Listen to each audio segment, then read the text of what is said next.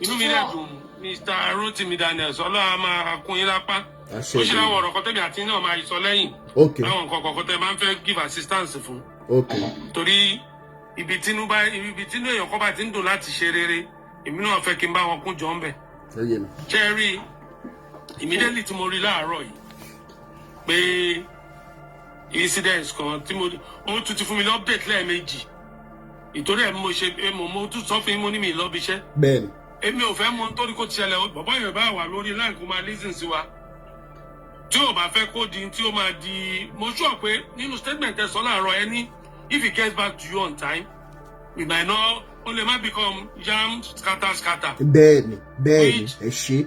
In which I can sense it in what we are having now but let me say sincerely bí mo ṣe jọkùnrin tó jẹ́ pé inú owó òtútù ìbéèyàn bá gbá mi rẹ̀ inú mi náà ò ní dùn. inú èèyàn lè dùn bẹ́ẹ̀ni.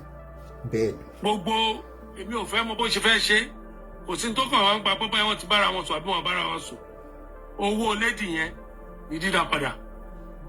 mo dẹ̀ fẹ́ kẹ́ bí ẹ ṣe fẹ́ máa fọ́lù ẹ̀. bẹ́ẹ̀ni sà. mo fẹ́ kẹ́ máa keep her abreast. ó ti yé mi. nǹkan tó kàn ṣẹlẹ̀ tí èmi kàn fẹ́ contribute ni wípé àǹtí yẹn wọ́n wà desperate. mi ò wá láti blame wọn but mo kàn sọ fún other obìnrin tó wà ní comment section láti learn one or two things. ó wà desperate ẹ̀yin tẹ́ ti wà nínú marriage kan tẹ́lẹ̀ tí ò work tẹ́ wá feel pé second one tẹ́ fẹ́ wọ̀ yẹn ló máa work ẹ wá meet èèyàn for the first time ó wá yá yín lówó ẹ lé wèrè bọ́lẹ̀ níbi tẹ́ ti pàdé ẹ̀ pé ṣé ò já wèrè ẹ tẹ́ bá tiẹ̀ ti gbọ́ the word pastor. ìgbà míì wà tó jẹ́ pé ṣe mọ̀ pé tó bá yẹ pé èèyàn ló introduce èèyàn sí for example bí mo ṣe wà ń sìn tí ẹni tí mo bá mọ̀ tó bá introduce èèyàn sí mi ṣe mọ̀ pé unknowingly psychologically ojú ẹni tó introduce èèyàn síyàn yẹn lèèyàn fi máa ń wo ẹni tán introduce síyàn tó máa ń jẹ́ kí ó máa ń hinder èèyàn láti lè ṣóyè yín tí mò ń sọ. So ó ti ṣẹlẹ̀. ọ̀rọ̀ owó kò yẹ kó tiẹ̀ báyàn fi ṣeré kò easy láti hen kò easy rárá kò easy bó ó ti wá ṣẹlẹ̀ bẹ́ẹ̀ yẹn ó yá ẹlẹ́kìnní kò dá padà ẹ tún wá ní God láti lọ máa save account ẹ̀ ó rú obìnrin tó wà trustworthy ẹ̀ tábà tẹ̀ wá gbọ́ pé account yìí ò save láti save ó rú obìnrin tó bá yín keep ẹ̀ láti joy tí ò yọ 1 naira. ẹ ṣe continue àbí kẹ́ seek advice lọ́wọ́ woman pé ẹjọ́ báwo ni mo ṣe lè máa save owó yìí tí ò ní di pé ó máa di mọ́ṣúmọ́ṣú. ẹ jẹ́ kí n sọ̀rọ̀ nípa yẹn nǹkan tí Mr. Kola sọ fún sísítà mi ni wípé torí process wọn fẹ́ gbà fi ṣe ìwé nígbà tán wọlé wípé kò lẹ́tọ̀ọ́ kí wọ́n máa rí iye owó kan lákàntì wọn pé so òun máa ṣí àkáǹtì lórúkọ òun wípé but kí sísítà ẹ̀ máa save owó síbẹ̀ ṣé ẹni tó bá kọ́kọ́ wọlé ẹ jẹ́ fún yín lẹ́yọ kan ẹ tẹ́ bá wọlé sáwọn ìlú yẹn anything tó bá sọ fún yín lẹ́ máa gbà because you don't know any better. Mo fún wa ní incident tó ṣẹlẹ̀ sí mi tí mo wọlé ní ọdún náà lọ more than how many years ago tí wọ́n sọ wípé gbogbo nǹkan tí ń bá rà tẹ́ni yóò farabalẹ̀ ṣàlàyé fún mi dáadáa ó ní gbogbo nǹkan tí ń bá rà pé mo máa ní láti fi file tax ní the following year so gbogbo ìgbà tí ń bá ra milk máa tọ́jú receipt tí ń bá ra sugar máa tọ́jú receipt tí ń bá ra ata tí ń bá anything so ó wá di tax year the following year February March mo wá lọ síbi tí mo ti máa file tax nígbà tí mo débẹ̀ bí mo ṣe gbé báàgì ọ̀pọ̀ táwọn ìyá wa àtàwọn bàbá fi máa ń ro owó ẹ̀yọ́ ńgbà yẹn so ẹni yẹn wá béèrè pé where is your T4 paper mọ́ pé kí ló ń jẹ́ T4 gbogbo rìsíìtì tán ní kí n kó wá náà ni mo ti kó wá yìí gbẹ̀ẹ́ tí máa dà sórí tébẹ̀ bó kọ́kọ́ sáré wọ́ọ̀ ètò iṣẹ́ mélòó ni ó wá béèrè lọ́wọ́ mi pé kí lélẹ̀ mo ní tí mo fẹ́ fi fáìlì ta it sounds so funny today but come and ask me about the most embarrassing moment of my life. Inú dustbin àyípẹ́ máa gbé lọ lẹ́kì má dà sínú dustbin náà because mo ń ṣe kinní yẹn láti bóyá November mo gbé anything tí bá rà títí kan bus ticket everything so nípa ìyẹn bẹ́ẹ̀ni anything tán bá sọ fún yín especially if you don't have the right person to lead you so nǹkan tó ṣẹlẹ̀ nìyẹn. ẹni bí ní Kola Davies. Ẹ ṣe ìyá mi so. Take advantage vulnerability wọn ni. So. Àwọn náà ó yẹ kó wá fọ̀rọ̀ lọ orú ọ̀rẹ́ wọn tó ti wà ń bẹ̀, orú alájà tó ti wà ń bẹ̀. Ẹ mọ̀ tí yóò bá lè máa sọ̀rọ̀ síta ń gbà mí náà kò sound well, kò dáa tó. Ṣé understand? Kò dáa tó dẹ̀ tó bá ti di ọ̀rọ̀ relationship àwọn obìnrin àti ẹ̀wọ̀ ẹ jẹ́ ká wà careful. Ká máa wà careful ká tiẹ̀ máa ro 1+1 pọ̀. Ó ló bó ṣe béèrè owó yìí ó yẹ kó tiẹ̀ wọ́pọ̀ consult ẹni tí ó introduce ẹ sí pé lágbájá máa sọ báyìí. Lórí ọ̀rọ̀ olówó náà bọ́ bá fi lọ ẹlòmíì náà níṣẹ́ bẹ́ẹ̀ tẹ́ fẹ́fẹ́ ni tó dẹ̀ jẹ́ pásítọ̀ wọn á dá padà níta máa sọ nìyẹn ẹ̀dẹ̀ sọ̀rọ̀ bí ìgbà tó yẹ pé kò sẹ́ni tí ó lè fọ́ọ̀lù sírú nǹkan báyìí. Wọ́n ti wá lágbára jù báyìí o. Ọlọ́run á ràn wá lọ́wọ́. Another person náà tó ti ṣe àtẹ̀símọ́nì bóyá máa play testimony yẹn fún wa again lẹ́nìí ká lè gbọ́ because they are not just doing it for fun. Kí ni tá à ń géènì lójoojúmọ́ bá a ṣe ń ṣe àwọn ètò yìí if more and more people are not getting liberated eléyìí tá a wá ṣe lẹ́nìí náà sìn bóyá ó máa help ẹlòmíì náà lábẹ́ ń dà wọn from falling victim of pé bóyá ẹnìkan jẹ́ pastor or àfáà tàbí oníṣẹ̀ṣe we have to be very very careful. ẹ̀rí nǹkan tí mo rí bẹ́ẹ̀ni nípa ọ̀rọ̀ yìí ni pé gẹ́gẹ́ bí ọgbọ́n ọmọdé tèmi obìnrin yẹn the way to orúkọ pásítọ̀ tó gbọ́ lásán bẹ́ẹ̀ni wọ́n ti bèlífì pé ẹni tó ṣe Ọlọ́run ni pásítọ̀. gbọ́kànlé bẹ́ẹ̀ni màámi. ẹ̀yin lẹ jẹ́ kójú wàhálà ní ìsìn o àdá kankan mọ̀ tẹ́lẹ̀ o àdá ẹ̀dẹ̀ tí ì mọ̀ ọ́ ti fi wá sábẹ́ jù. bẹ́ẹ̀ni mà. orúkọ pásítọ̀ yẹn lásán dẹ́n ẹni tó tún wà bóyá kò rọ́kùnrin kankan sún mọ́ tó wá jàjà rí ẹni tó kẹnu sí. tó tún wá jẹ́ pásítọ̀. ó tún wá jẹ́ pásítọ̀ pé òun máa ṣe gbogbo nǹkan kò sẹ́ni tí ò lè ṣe mistake ẹ o kò sí o kò sẹ́ni tí ò lè ṣe mistake ẹ nǹkan tẹ́mi kàn mọ̀ ni pé ìgbà tó Ọlọ́run tẹ̀ ti bá wọn dá sí i mo mọ̀ pé gbogbo kò lọ tó gbà lọ́wọ́ Ọlọ́run àbá mi gbà padà fún àádẹ́ fojú aṣebi hàn àá fojú aṣebi hàn gbogbo ètò ń sọ yẹn pé òun ta mọ́tò fún yẹn àwa wí ni gbogbo èèyàn ti mọ̀ pé òkè tóun ti bórù báyìí òun ló ń jẹ́ kó sọ bẹ́ẹ̀. because ṣe mọ̀ wípé ní Canada mà ẹ̀yin tẹ̀ wá ní Canada ẹja mi ti ń bá parọ́ téèyàn bá ra mọ́tò tó ń lo mọ́tò ní province eléyìí bóyá for example ó ń lo mọ́tò ní Manitoba tó bá fẹ́ gbé mọ́tò yẹn lọ sí Toronto ó ní nǹkan kan tó máa ń pè ní out of province inspection tó gbúdọ̀ ṣe kó tó lò lo mọ́tò yẹn ní province á tó bọ̀ sí mọ́tò tó wá láti US wá sí Canada so ó yẹ kí Mr. Kola náà ti mọ̀ wípé irú nǹkan bẹ́ẹ̀ yẹn ṣé ó lẹ́tọ̀ọ́ ṣá láti ṣe ra mọ́tò láti US ní Canada wá sí Canada and everything so ó yẹ kí Mr. Kola mọ̀ wípé irú nǹkan bẹ́ẹ̀ yẹn ò fly pẹ̀lú wa ẹ jẹ́ ká máa dé tó bọ̀ ẹ ṣe ìyá mi. kò yẹ kó rí bẹ́ẹ̀ kò yẹ kó rí bẹ́ẹ̀ ó ń wọ́nà àbáyọ ni ìgbà tọ́lọ́ dẹ̀ ti ṣe tí gbogbo ẹ̀ ti fojú hàn sí gbangba yìí èmi á kàn sọ wípé ibi tẹ́ ẹ ṣe dé Ọlọ́run á jẹ́ kí gbogbo ẹ̀ níyànjú ó máa lérè àṣeyọrí ló máa já sí lágbára Ọlọ́run àṣeyọrí ni obìnrin yẹn kó fọkànbalẹ̀ ìgbà tó ọ̀rẹ́ ẹ̀ tiẹ̀ ti wá sọ wípé kò ta mọ́tò fún pé kò ta mọ́tò nǹkan tí mo kàn rí ni pé àwọn obìnrin àgbẹ́kẹ̀lé wa ti pọ̀ jù lórí ọ̀rọ̀ ọkùnrin gan àti pásítọ̀ gan àtẹ̀yàn mí ẹlòmíì gan tí ò ṣe pásítọ̀ gan tó bá sọ̀rọ̀ dúdú síyàn báyìí. bẹ́ẹ̀ni èyàn wọṣẹ orí máa wọ débi ọ̀rọ̀ dúdú ní sugar coated mouth ó ti pọ̀ jù bẹ̀tẹ̀ eléyìí Ọlọ́run máa dá gbogbo kó lẹ̀ padà ẹ̀ ní ṣiṣẹ́ ṣe sùn bàbá mi. ìṣẹ́rí state adé yìí sí ẹjọ́ ó fẹ́ bẹ gbogbo lé ní ẹjọ́ ẹ má jẹ́ ká máa bú àwọn obìnrin mọ́ irrespective of whatever the case tó bá gbé wá either ó sound irritating either ó sound pé ọ̀dẹ̀ ni wọ́n àwọn ọkùnrin àwọn náà cause most of the thing tó ń ṣẹlẹ̀ sáwọn obìnrin. ṣe rí Mr. Kola ó ti ṣiṣẹ́ ó dẹ̀ máa sanwó yẹn because one ìjọ tọmọ yẹn ti rí ẹ lọmọ yẹn ti fall in love pẹ̀lú ẹ. You look like exactly the spec of what she wanted in a man.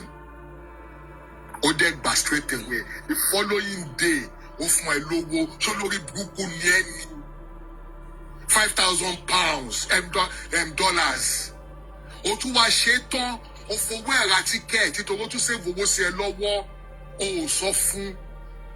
ṣẹlẹ̀ èyí tó bá bá mi jẹ́nu ẹ̀ ni pé o tún wá lọ rí ìyá ọmọ yìí o tún lọ scam ẹ̀ just to show pé o really love ẹ̀ ọmọ ẹ̀ wá gbọ́kànlé ẹ̀ tán o tún wá dà o jí owó ẹ̀ o tún jìlí ṣe ẹ̀mí ara báwo ló ṣe máa ń sọ o tún bá sùn lójú tiẹ̀ òun bẹ́ni tóun nífẹ̀ẹ́ sùn nítorí o jẹ́ pásítọ̀ olórí burúkú ní Kọ́lá.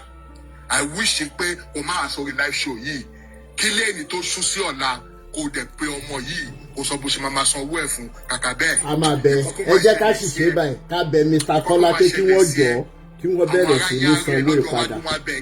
You people are wicked animals. Jẹ́ndà mi nǹkan tó ṣẹlẹ̀ sí wọn yẹn nígbà tí mò ń gbọ́ báyìí òun kọ́ ló máa kọ́kọ́ ṣẹlẹ̀ sí o. bẹ́ẹ̀ni. tí ẹ mọ níwọ̀nba o torí iṣẹ́ owó ló lose èmi ti rí èèyàn ọkùnrin tó wá láti England London tó wá báyọ̀ Canada lèmi ń gbé so I know what you're talking about.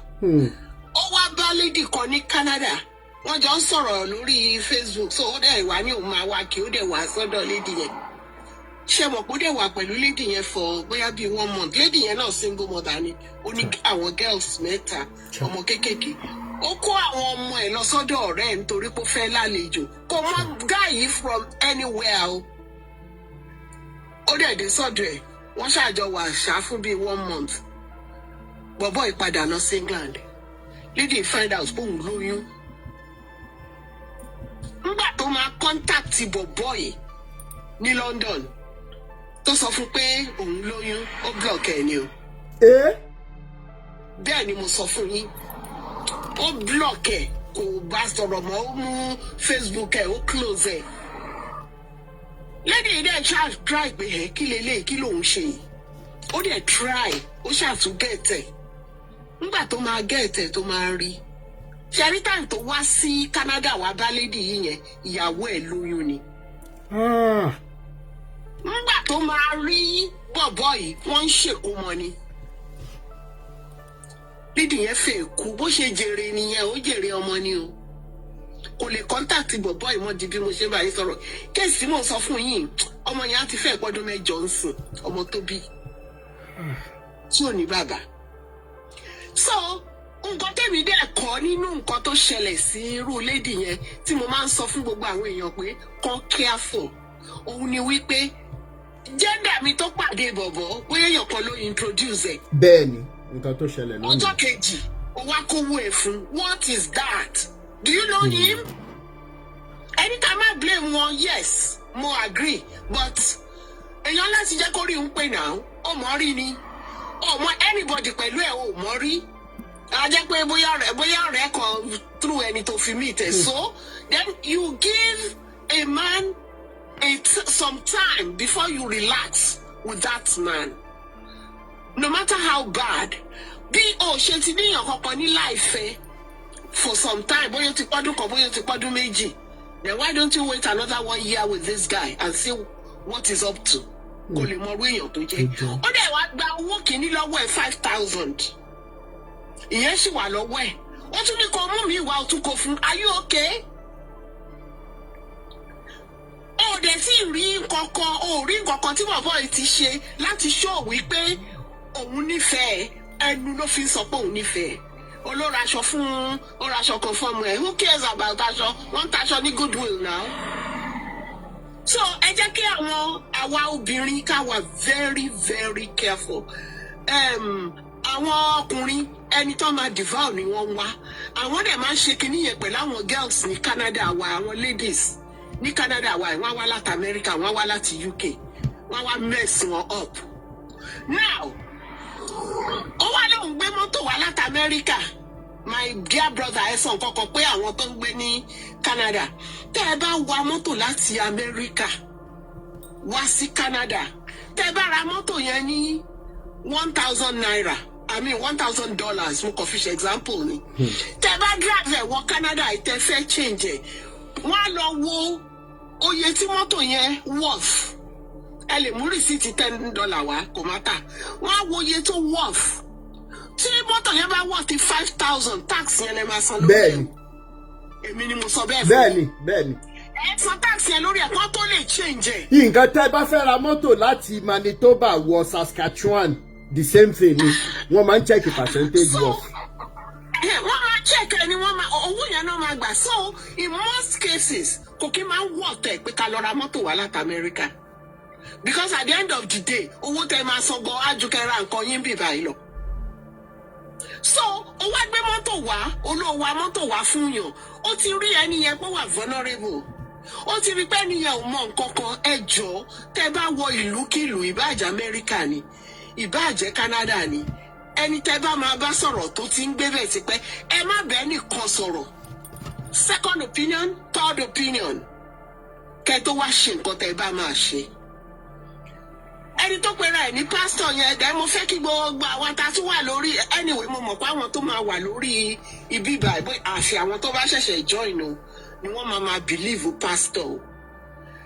anybody tó bá pè ní pásítọ̀ fún yín tó bá introduce èèyàn fún yín bóyá fẹ́ bá yín ṣe business ni bóyá fẹ́ fẹ́ yín ni bóyá fẹ́ ṣe anything ni tó bá sọ pé pásítọ̀ ni àbí kẹ́ born again ni ẹ kọ́kọ́ mú igi relay ẹ kọ́kọ́ sáré lọ ná. ẹ lè padà wá o but ẹ kọ́kọ́ sá dànù náà pé ẹ kọ́kọ́ sá lọ tó bá wá jẹ́ ẹni tó serious ni ẹ rí nínú ìwà tó máa hù. ẹ má jẹ́ kó introduce èèyàn kan sí yín pé pastor lẹ́ni kẹwàá ní is a pastor is a born again irọ́ náà fi ń pa o these days o. wọ́n ti mọ̀ pé nǹkan tẹ́ fẹ́ gbọ́ nìyẹn and they will say it to you. ó dẹ̀ máa ń catch wa especially àwa obìnrin. most men sìn ẹ lè introduce obìnrin sí wọn pé obìnrin yóò born again ni wọn láwọn gbọ́ ni deeply inside them wọn ò ní believe but àwa obìnrin àti believe pé bẹ́ẹ̀ ni. this stupid person ó pera ẹ̀ ní pastor can you imagine? ó wá dùpẹ́ ní ẹlẹ́ni oníyàwó sílé fine who cares? nǹkan tí mọ́mì nǹkan tí lady yìí tún sọ ni pé ó tún dúnkokò mọ́ pé ṣó mọ̀ pé kò tí ì níwèé ó threaten ṣé yàrá ìyá ẹgbẹ́wé wá láti Nàìjíríà wá sí Amẹ́ríkà àbí sí Canada ni òun náà ò ṣe refugee rí ni. so wọ́n má jẹ́ kó threaten ẹ o I'm just advising you ipe wọ́n jẹ́ refugee so John Gresham láyé ìgbà yẹn ó máa bọ́ sórí òun ní prime minister àbí kí náà ń pè ní Canada ó máa bọ́ sórí television national television ni pé gbogbo wa ni refugee ní Canada. bẹ́ẹ̀ni.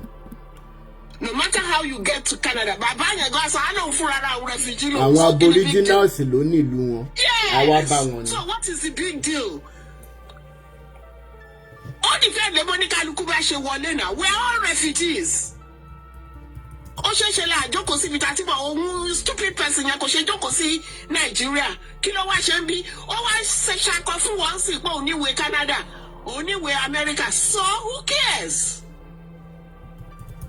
ìyẹn ló fi máa wá gbààyàn ẹ wo Elédùmarè ó sanwó yẹn o ó sanwó yẹn o láàárọ̀ ní lálẹ́ yẹn ó máa jìyà yẹn Elédùmarè máa fìyà yẹn jẹ ìyà tó fi jẹ ọmọbìnrin yẹn kò sí ó sọ o irun lẹ́yìn tó bá san owó yẹn tán ó sì máa jìyà yẹn àwọn ọmọ ẹ máa jìyà yẹn àwọn ọmọ tó lóò ní Canada yẹn wọ́n máa jìyà yẹn àwọn tó ní Nàìjíríà wọ́n máa jìyà yẹn ìyà yẹn máa kárí gbogbo yín ní ìkà ẹ máa bẹ tó bọ̀.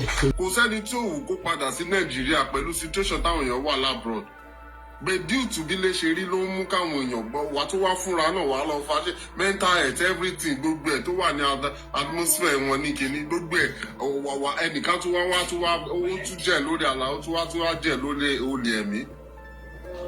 ẹ jọ obìnrin Ọlọ́run máa ràn yín lọ́wọ́ ẹ ní bọ́ sọ́wọ́ ẹ máa lajú dáadáa ẹ má máa wà desperate everything is not about tó bá ṣe pé yes ó fọkọ mi ní kẹ má support ọkọ yín kẹyìn àtọkọ yín kẹ má jọ bọ̀ tó gbọgbọ́n bẹ́ẹ̀ ni. but àwọn gódìgà wọ́n ti pọ̀ ń sìn wọ́n pọ̀ ń ta so you have to wake up you have to shine your face kò easy now ọkùnrin gan ṣiṣẹ́ gan mọ́ lára kí wọ́n sọ pé obìnrin ṣiṣẹ́ lára. obìnrin single mother bẹ́ẹ̀ ni.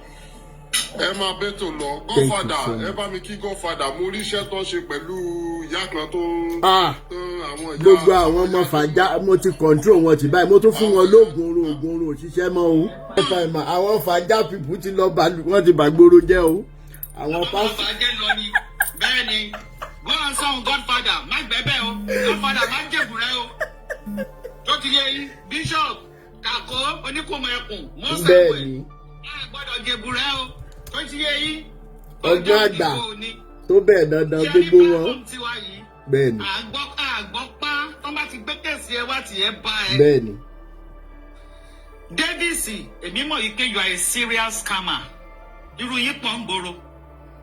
You are a serious scammer. And it's so sad that today's generation of men, ẹ má bínú o, torí ó sì mí náà ọkùnrin ní. Today's generation of men, ready àti ṣiṣẹ́ mọ́. You are not ready. You are ready Jagbani. You are on a Jagba level. Jagbani. Àwọn obìnrin náà, àfikún náà ń kó wa yọ.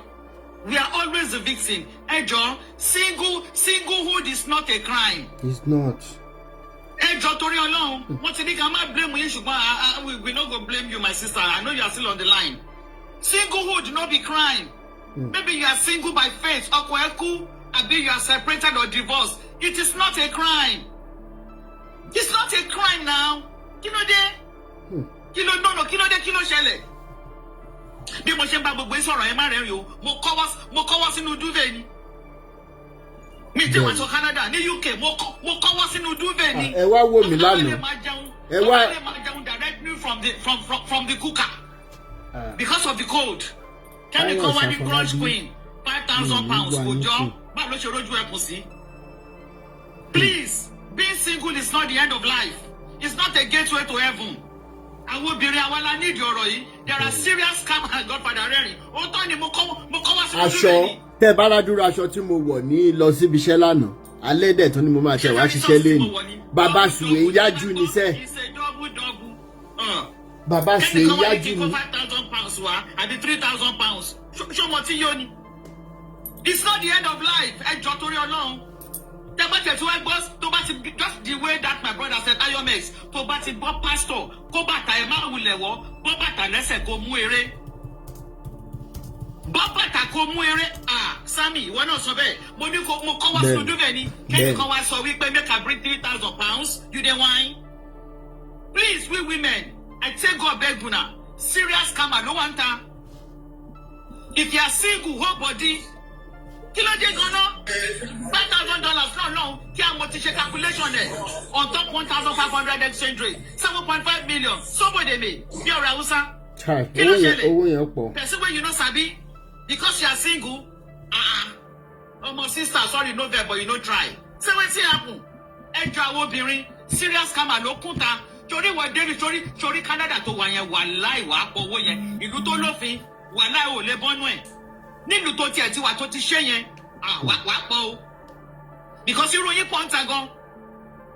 If you hear pastor run o lórí platform yìí RD on a monstrous note is more than 4-5 years now. If you put pastor in front of your name honestly speaking inú mi máa ń ru wá ní with anger ajé 5 years ago not even now. Just mention just put Mr. in your name. The moment you say Pastor, Reverend Gio, wala hatred the Emawani, I can't even control it. And I'm not joking. Ben. I can't even control it. And I'm like, sure, no, the pastors want to they put pastor. I'm always irritated. I can't even control the irritation. I'm not joking. I'm not joking, my people. Ben. If I say, I am pastor, wallahi, but to switch off. 5 years back, how much more now? Where my eye? Ojú níwájú lẹ́yìn ni. Ojú níwájú ojú lẹ́yìn ni. Kí ló dé gan-an àwọn obìnrin? Singleness is not a crime o. It is not. Whole body is not a crime. Serious scammer ló wà ń tàn sí. Irú Davies wọ́n pọ̀ yapa. Wọ́n pọ̀ yapa. Ìmí àfọ ẹ lóyún kò ní wẹ̀yìn wò. Wọ́n pọ̀ yapa. Look at what that woman said. I take God beg you. Enough of this, enough on this platform. I must call Darawa and please, women are one victim. Whole body. Once you hear pastor, not even check him. To buy to Batatele, Babataya go sire because Batale Maja go sire. Babataya Kokotaba, I am a Gio. Babala scammer. Gio. ó tún dúró sí sọ̀rọ̀ bọ́ bàtà lẹ́sẹ̀ kó mú eré. You know why? Most of them ikùn ló pè wọ́n, ebi ló pè wọ́n, ebi kọ́ mi ni, no be Baba God, ebi lè ń dé, ebi kọ́ mi ni, Jagba, all of them na Jagba, all of them na Jagba, tíjú ò ló tiẹ̀ worse. Kí ló dé gan-an? Àbí prophet wo tó bá ṣàtì ń gbà wọn táìtù yẹn run o. ṣe rí ma ó tiẹ̀ ní story ìṣẹ̀lẹ̀ kan ẹ ṣe jọ ẹ ní kí sísá yín wá sókè kí wọ́n kàn pè wá sórí WhatsApp káwọn èèyàn lè lẹ́nu nípa Mr. Kola. community fàájà la wà yìí. bẹ́ẹ̀ni. ẹ bá ń bẹ láti snowdal drip o. wọ́n máa tú àṣírí Davies. ẹ jọ bẹ́ẹ̀ni. nítorí Ọlọ́run à ń bẹ̀ yín ni wọ́n lóbìnrin ni yín àbọ́kùnrin. ló ní sísá òun ní comment section ní pé sísá òun ni victim yẹn mo dẹ̀ tún ní pé kí sísá ẹ jọ. ẹ ràn wá lọ́wọ́. This is a Faja community. Bẹ́ẹ̀ni. I take God beg you. Thank you Rarity. Kò ní thank you rẹ̀ yín. Samuel. nípasẹ̀ lẹ́ni àwọn eléyìí tiẹ̀ tún sọ fún woman yẹn wípé àwọn máa sanwó fún pé kó jẹ́ káwọn lo ọmọ ẹ̀. ẹni pé abẹ́ ìgbọ́ abẹ́ ìdáhùn wọ́n sọ fún arábìnrin opó yìí wípé àwọn rẹ́dì láti sanwó fún pé kí arábìnrin yìí jẹ́ kí àwọn lo ọmọ ẹ̀. ẹgbẹ́ abẹ́ ìdáhùn mo ń sọ fún yín nípa Christianity ẹ̀yin tó yẹ pé bóyá ẹ̀yin obìnrin tó ń bá sùn lénìí tínú yín ń dùn tẹ́ ń gba owó ọ̀fẹ́ from onset tí wọ́n ti ń fún yín ní owó tí ò tọ́ owó olówó owó kòkó tí ò tọ́ from onset yẹn láyé yín ti bẹ̀rẹ̀ sí ní bàjẹ́ owó yẹn ẹni ọmọ tẹ́rù ẹ̀yin obìnrin bẹ́ẹ̀ bá fi bí torí wọ́n ń gbé yín láláṣẹ́wó ẹ̀ mọ̀ páyé yín ti bàjẹ́ ju bó ṣe yẹ lọ. Number 2 Christianity ẹ̀yin ìyá àti bàbá tẹ ẹ mọ irú àwọn ọmọ tẹbí tó ń ṣe pásítọ̀ tó ń ṣe irú wà bàjẹ́ báyìí ẹ tí mọ̀ pé ẹ̀yin lẹ máa fojú sunkún wọn. mi ì ní sọ̀rọ̀ jù mo ń bọ̀ wọ́n sọ fún arábìnrin pé àwọn fẹ́ lo ọmọ ẹ̀ pé èlò ló máa gbà kí náà fẹ́ fọmọ virgin ṣe ìjọ aláṣọ funfun sẹ̀lẹ̀ wọ́n ti náà máa fún mi ní gbogbo details àwọn people yẹn máa tẹ kọ́kọ́ lọ skóòdì wọn náà ń tán rí lọ́bẹ̀ tán fi wà lọ́wọ́ wá sọ.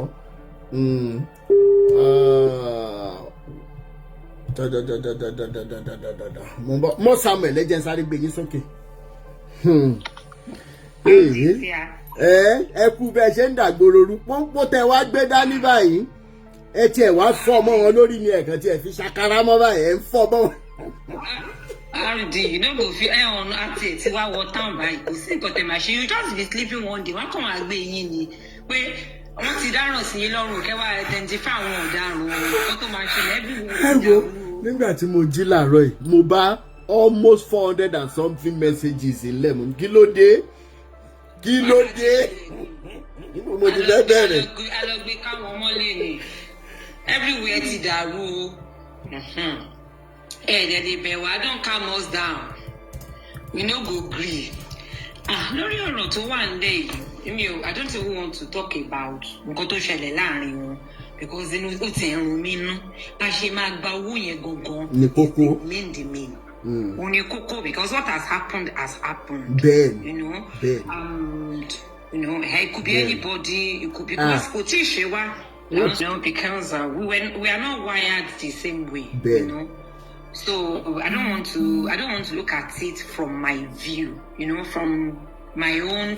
Because Mama sọ pé tó bá ti ṣèyàn rí, that is when you would be able to say anything. But if you haven't gone through it before, you kàn lè máa sọ pé bóyá kì í ṣe mi, bóyá. ẹni tó wọ bàtà ló mọ ibi tó ti ń ta lẹ́sẹ̀. Exactly. So tá bá ti sọ̀rọ̀ tán àdè wá sọ nǹkan maybe to prevent other people from falling into that same, problem. So, tí ẹ rí nínú àwọn ọkùnrin yìí ṣe tí wọ́n ń ṣe scam kiri tẹ́nìkan nínú àwọn pásítọ̀ tí wọ́n bá ìsìnwín kan wọ ọjà wọ́n ní stop because a ní láti gbogbo nǹkan tó bá yẹ ká ṣe because I need details we need the details so that a lè sin ní gbẹ́rẹ́ pàkọ́ gbogbo nǹkan tá a bá ní bóyá oògùn la máa rán sí o because kò sí tó kàn mí pé kinní kan mi ò ráyè gbogbo bóyá ṣọ̀pọ̀n náà la máa rán sí o bóyá ọya ló máa lọ bá wa rán tí ò bá ti rówó yẹn san kó wọ ọjà lọ. àsán Mr. Kola